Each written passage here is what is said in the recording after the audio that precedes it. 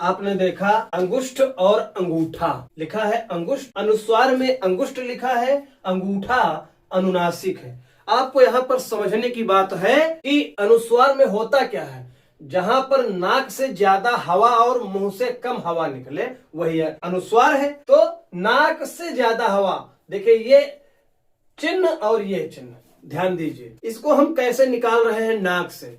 आप मुंह को बंद करिए, बोलिए अंग, निकल रहा है। और इसको बोलिए, क्या निकलेगा, आ, आपका मुंह खुल जाएगा। तो जहां पर मुंह से ज्यादा हवा निकले वहां पर क्या होगा, वहां पर अनुनासिक होगा। मुंह से ज्यादा हवा निकले अनुनासिक, और मुंह से कम हवा निकले तो क्या होगा, अनुस्वार होगा। हाँ, दूसरी बात और समझ लीजिए, जो ये अनुस्वार होते हैं ये तत्सम भी होते हैं, ये अनुस्वार शब्द तत्सम भी होते हैं। अगला दूसरा देखिए, जैसे लिखा है दंत, देखिए बोलिए, नाक से आवाज ज्यादा, नाक से ध्वनि निकलेगी दंत, मुंह बंद है, आवाज नाक के माध्यम से बाहर आ रही है। और अगर हम इसको इसी में लिखते हैं चंद्रबिंदु में, अनुनासिक में, तो देखिए दा, मुंह खुल रहा है, मुंह से बाहर आ रहा है दांत, यह है ट्रिक। अगला देखिए अंत, अंत क्या लिखा है, अंत, इसको हम क्या कहते हैं, आत, क्या बोलेंगे, आत, मुंह फैल जाएगा, इसमें नाक से ध्वनि निकलेगी। ये तत्सम भी होते हैं और ये एक तरह से मान लीजिए ये तद्भव भी होते हैं। और जिनमें मुंह से ज्यादा निकले वो अनुनासिक है, जिनमें नाक से ज्यादा निकले वो अनुस्वार है। जैसे कंच, इसको हम क्या बोलेंगे, कांच, कंच। तो ये अनुस्वार और अनुनासिक का सबसे विशेष ट्रिक है, नाक से ज्यादा निकले तो आप समझ सकते हैं वहां पर अनुस्वार होगा, मुंह से ज्यादा निकले तो वहां पर अनुनासिक होगा, इसमें कोई शंका की बात नहीं है। अब इसके बाद आता है निरानुनासिक। क्या आता है, निरानुनासिक।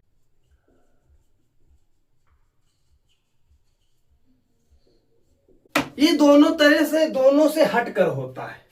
आप समझिए निरानुनासिक है क्या।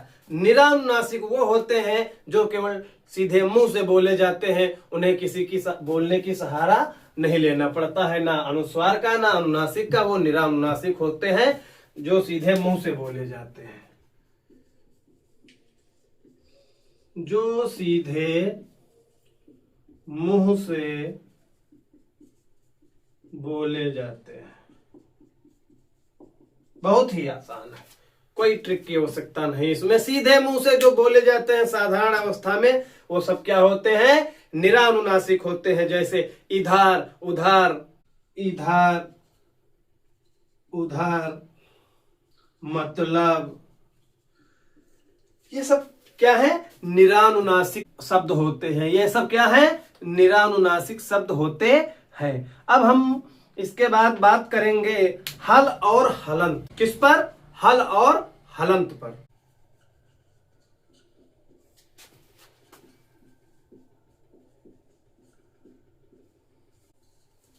क्या लिखा है, हल और हलंत।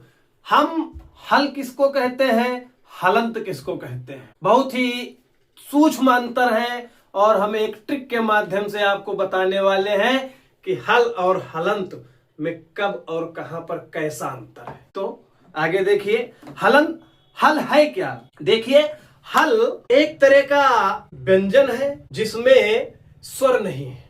पहली बात, हल क्या है, जो एक तरह का व्यंजन है लेकिन उसमें स्वर है ही नहीं है, वो क्या है, हल है। हल एक तरह का व्यंजन है जिसमें स्वर नहीं है। ठीक, हल एक तरह का व्यंजन है जिसमें स्वर नहीं है। इसका प्रतीक चिन्ह क्या है,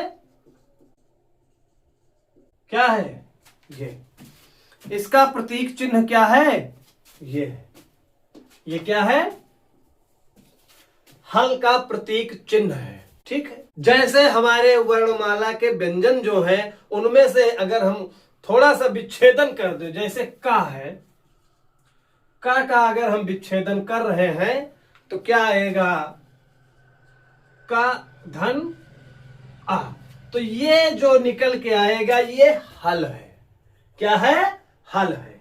ये चिन्ह लगा है क्योंकि ये व्यंजन अब स्वर से अलग हो गया है, तो इसको हम क्या कहेंगे, हल। अब बात करते हैं हलंत। हलंत क्या है,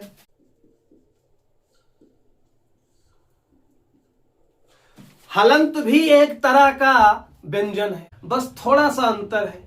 अब समझिए कौन सा।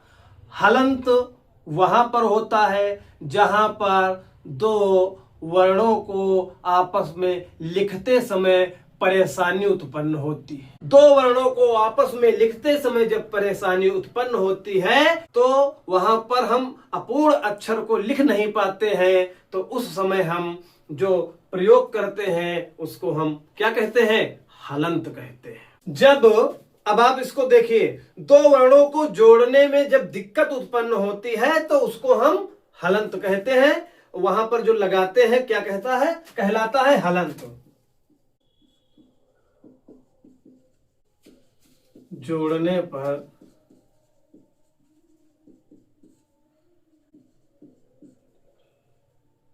दो वर्ण को जब हम आपस में जोड़ते हैं उस समय हमको परेशानी आ जाती है, हम दोनों को जोड़ नहीं पाते हैं, तो उस समय हम जो प्रयोग करते हैं प्यारे बच्चों वही क्या है, हलंत है। इसका प्रतीक चिन्ह,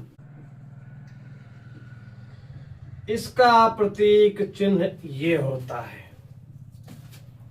हलंत का प्रतीक चिन्ह ये होता है, हल का प्रतीक चिन्ह ये होता है, बस थोड़ा सा अंतर है।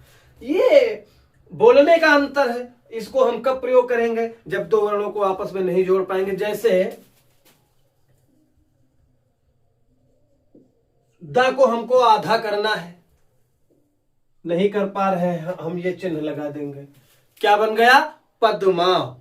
पद्मा लिखना है और पद्मा में हम द को आपस में दोनों अक्षर को जोड़ने में परेशानी आ रही है तो हम प्रयोग कर देंगे, यह क्या कहलाएगा, हलंत। दूसरा शब्द है जैसे पट्टा।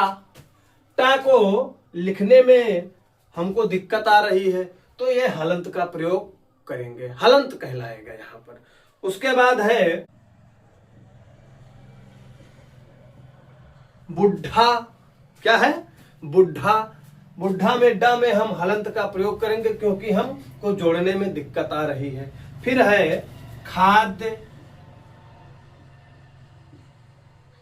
द और खा और या दोनों को अगर हम आपस में जोड़ रहे हैं तो आप देखिए द को हम सम्मिलित करने में हमें कठिनाई आ रही है, इसलिए हलंत का प्रयोग करते हैं। दोनों एक ही चीज होती है, बस थोड़ा सा इनके चिन्ह में अंतर है, और चिन्ह जब जोड़ने में लगाते हैं तो कोई अंतर नहीं होता है, बस यही है एक बोलने का तरीका।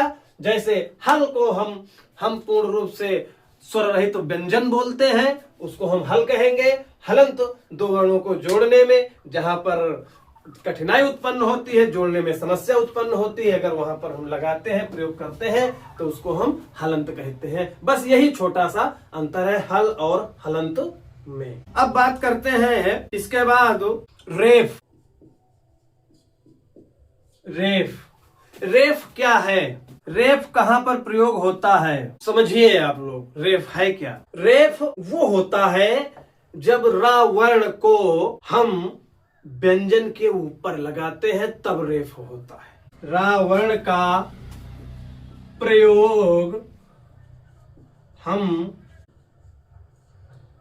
व्यंजन के ऊपर करते हैं तो रेफ कहलाता है। क्या कहलाता है, रेफ। जब रा वर्ण का प्रयोग हम व्यंजन के ऊपर करेंगे तब वो क्या कहलाएगा, रेफ कहलाता है। जैसे गर्म, देखिए ये व्यंजन के ऊपर रा लगा है इसलिए इसको हम रेफ बोलते हैं।